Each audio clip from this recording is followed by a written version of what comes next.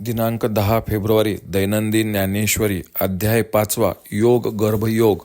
अलंकापुरी पुण्यभूमी पवित्रम तेथे नांदतो ज्ञानराजा सुपात्र. तया आठविता महापुण्यराशी नमस्कार माझा सद्गुरू श्री ज्ञानेश्वरांसी. ओवी क्रमांक 61 ते 90. अगा करते नवीन कर्म ते चिते नैष्कर्म हे जाणती सुवर्म गुरुगम्य जे. आता शांतरसाचे भरिते सांडित आहे पात्राते जे बोलणे बोला परोते बोलवले येथे इंद्रियांचा पांगू जया फिटला आहे चांगू तयासीची आती लागू परिसावया हा असो अतिप्रसंगू न संडीपा कथा लागू होईल शोक संगती भंगू मनोनिया जे मना आकळिता कुवाडे घा घुसती बुद्धी नातुडे ते देवाचे निसुरवाडे सांगवेले तुझ जे शब्दातीत स्वभावे ते बोलती जरी फावे तरी आणिके काय करावे कथा सांगे हा आरती विशेष श्रोतयांचा जाणून दास श्री निवृत्तीचा म्हणे संवाद दोघांचा परिसो निपरिसा मग श्रीकृष्ण म्हणे पार्थाते आता प्राप्ताचे चिन्ह पुरते सांगेन तुझ निरुते चित्त देई युक्त कर्म फलम त्यक्ता शांती मापनोती नैष्टिकम अयुक्त कामकारेन फले सक्तो निबंधते तरी आत्मयोगे आथिला जो कर्म फळाशी विटला तो घररी गोनी वरिला शांती जगी एरो कर्म बंदे किरीटी अभिलाषाच्या गाठी कळसला खुंटी फळभोगाच्या सर्व कर्मानी मनसा संन्यासस्त्योस्तो सुखम वशी नवदारे पुरे देही नेव कुर्वंत कार्यन जैसा फळाची हावे तैसे कर्म करी आगवे मग न किजेची येणे भावे उपेक्षी जो तो जयाकडे वासू पाहे ते उती सुखाची सृष्टी होय तो म्हणे ते तर आहे महाबोधू नवद्वारे देही तो अस्तूची परी नाही करीतीची न करू काही फलत्यागी न कर्तृत्वम न कर्मानी लोकस्य सृजती प्रभू न कर्मफल संयोगम स्वभाव वस्तू प्रवर्तते जैसा का सर्वेश्वरू पाहिजे तर निर्व्यापारू परी तो चिरची विस्तारू त्रिभुवनाचा आणि करता ऐसे मनिपे तरी कवने कर्मिन शिंपे जे हात पाहून लिंपे उदास वृत्तीचा योग निद्रा तरी न मोडे अकर्तेपणा सळून पडे परिमा भूतांचे दळवाडे उभारी भले जगाच्या जीवी आहे परी कवनाचा काही नोहे जगची हे होय जाये तो शुद्धी ही नेने ना दत्ते कस्यचित पापम न चैव सुकृतम विभू अज्ञेनावृतम ज्ञानम तेन मुह्यंती जंतव पाप पुण्य अशेषे पासीच असतू न देखे आणि साक्षी ही होऊ न ठके एरी गोठी कायसी पै मूर्तीची निमेळे तो मूर्तीची होऊ निखळे परी अमूर्तपण न मेळे दादुले यांचे तो सृजी पाळी संहारी ऐसे बोलती जे चराचरी ते अज्ञान गा अवधारी पंडुकुमरा ज्ञानेन तू तदज्ञानम एषा नाशितमात्मना तेषामादित्यवज्ञानम प्रकाशती तत्परम ते अज्ञान जे समूळ तुटे ते भ्रांतीचे मसेरे फिटे मग अकर्तृत्व प्रगटे मज ईश्वराचे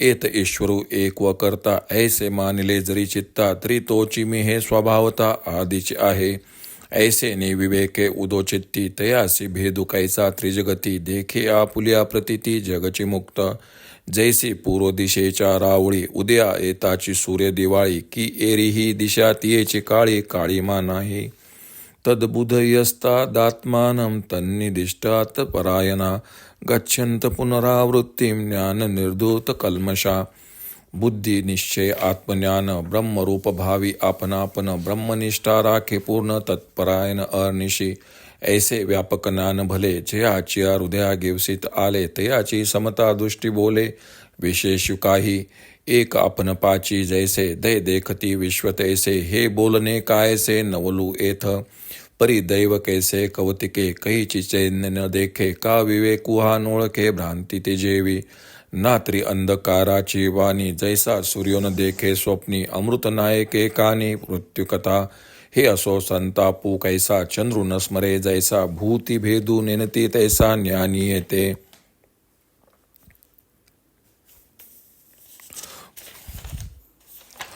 कर्म करणारा मी आहे असा भाव न ठेवता जे कर्म करणे तेच नैष्कर्म्य होय हे तत्व गुरुपासून कळते आता शांतरसाला भरती येऊन तो पात्रातून सांडतो आहे, कारण बोलण्याच्या पलीकडील गोष्टींचे व्याख्यान बोलले गेले.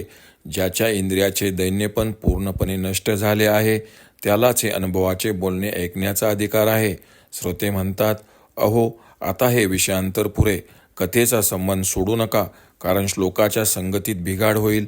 जे मनाने समजण्यास कठीण व विचार करूनही बुद्धीला न सापडणारे ते दैवाच्या अनुकूलतेने तुम्ही आम्हास सांगितले. जे मुळीच बोलता येत नाही ते जर बोलण्यात आले तर आणखी काय कशास पाहिजे. परंतु हे असो, आता कथा सांगा. श्रोत्याची ही उत्कंठा जाणून श्री निवृत्तीनाथांचे शिष्य ज्ञानदेव महाराज म्हणाले, दोघांचा संवाद जो एवढा वेळ ऐकला त्याचे मनन करून पुढे तोच ऐका. मग श्रीकृष्ण अर्जुनास म्हणाले, आता तुला कृतकृत्य झालेल्या पुरुषाचे संपूर्ण लक्षण सांगेल. तू चांगले लक्ष दे. या जगात जो ज्ञानयोगाने संपन्न झाला आहे आणि ज्याला कर्मफलाचा वेट आला आहे त्याला घरी बसल्या बसल्या शांती प्राप्त होते. अर्जुना, दुसरा जो संसारी तो कर्माच्या बंधामुळे अभिलाषाच्या दोराने फलभोगाच्या खुंटीला बांधला जातो. फलाच्या इच्छेने कर्म करणाऱ्याप्रमाणे तो सर्व कर्मे यथासांग करतो, परंतु त्या कर्माचा मी करता नाही असे समजून फलाची इच्छा सोडतो. जो जिकडे पाहतो तिकडे त्याला सुखमय सृष्टीप्राप्ती होते आणि तो जे म्हणेल ते ब्रह्मज्ञान उभे राहते.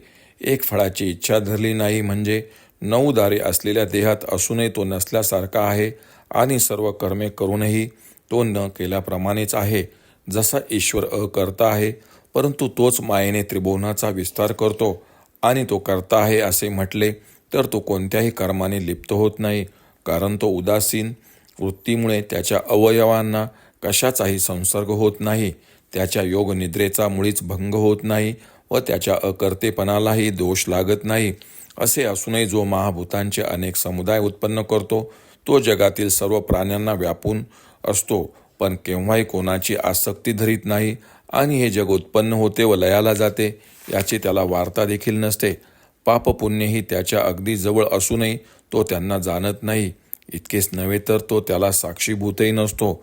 मग दुसरी गोष्ट कशाला बोलावी. सगुण स्वरूपाच्या संगतीने तो सगुण होऊन क्रीडा करतो, तरी पण त्याच्या समर्थाच्या निर्गुणालापणाला मलिनपणा येत नाही. तो उत्पन्न करतो, पालन करतो, संहार करतो असे त्याच्या कर्तृत्वाविषयी सर्व लोकात वर्णन होते. अर्जुना, एक ते केवळ अज्ञान आहे. ते अज्ञान जेव्हा समूळ नाहीसे होते तेव्हा भ्रांतिरूप काजळी नष्ट होते आणि मग ईश्वराचे अकर्तेपण स्पष्ट समजते. अशा प्रकारे ईश्वर हा अकर्ता आहे अशी जर मनाची खात्री झाली तर तोच मी आहे हे सिद्ध आहे, अर्थात मीही अकर्ताच आहे हे सिद्ध होते. अशा विचाराने चित्तात उजेड पडतो. मग त्रिजगतात भेद राहत नाही. स्वानुभवाने तो सर्व जग मुक्तच आहे असे समजतो. असे पूर्व दिशेच्या मंदिरात सूर्याच्या उदयाची दिवाळी झाली की त्याच वेळी सर्व देशातील अंधार नाहीसा होतो.